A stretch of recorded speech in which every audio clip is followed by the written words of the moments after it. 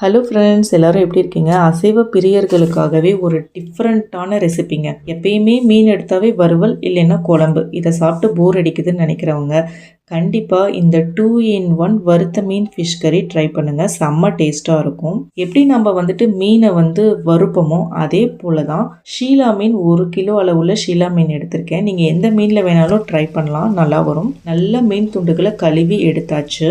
இது கூட 1 கிலோ ஷீலா மீன், அதனால 1 டேபிள் ஸ்பூன் உப்பு, 1 டேபிள் ஸ்பூன் மிளகாத்தூள், 1 டீஸ்பூன் கார்ன்ஃப்ளவர் மாவு, 1 டேபிள் ஸ்பூன் இஞ்சி பூண்டு விழுது, அரை எலுமிச்சம் பழத்தை பிழிஞ்சு விட்டுக்கலாம்.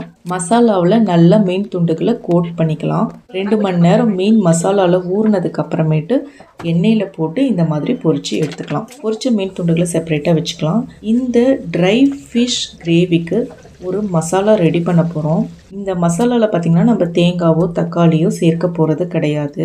ஆனால் இந்த மசாலா அல்டிமேட் டேஸ்ட் கொடுக்குங்க நம்ம ஃபிஷ் கிரேவிக்கு.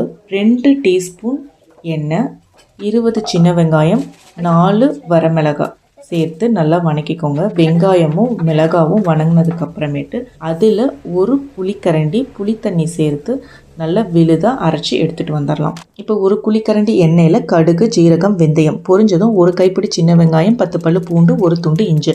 இப்போ இந்த விழுதை வணங்கின வெங்காயம் பூண்டு கூட உள்ளே சேர்த்துருவோம். 1 கப்பு தண்ணி சேர்த்து நல்லா கிரேவி கன்சிஸ்டன்சி வர மாதிரி அட்ஜஸ்ட் பண்ணிக்கலாம். தேவையான அளவு உப்பு. இப்போ பாருங்கள், ஒரு செமி கிரேவி கன்சிஸ்டன்சியில் இருக்குது. இப்போ மீனும் சேர்த்து நம்ம ஒரு 3 நிமிஷம் போல் கொதிக்க வைக்கும்போது என்ன ஆகும்னா ஒரு ட்ரை கிரேவி கன்சிஸ்டன்சிக்கு வந்துடும். இப்போ பொரிச்ச மீன் துண்டுகளை உள்ளே சேர்த்து மசாலா நல்லா கோட் ஆகிற மாதிரி 2 பக்கமும் மீன் துண்டுகளை மெதுவாக புரட்டி போடணும். ஏற்கனவே நம்ம பொரிச்ச மீனாக இருக்கிறதுனால உடையறதுக்கான சான்சஸ் இருக்குது. அதனால் மெதுவாக ஒவ்வொரு மீனாக இப்படி ஃப்ரண்ட்டு, பேக்கு, சைடு எல்லாம் அந்த மசாலா கோட் ஆகிற மாதிரி திருப்பி தேவையான அளவு மேலே கொத்தமல்லி தலைகளெல்லாம் தூவி விட்டு ஒரு 3 நிமிஷத்து ஆனதுக்கப்புறம் அடுப்பை ஆஃப் பண்ணிட வேண்டியதுதான். ருசியான 2-in-1 பொரிச்ச மீன் ஃபிஷ் கறி கண்டிப்பாக ட்ரை பண்ணி பார்த்துட்டு எப்படி இருக்குன்னு சொல்லுங்கள். ஆரோக்கியமும் சுவையும் ஒரே தட்டில். நன்றி.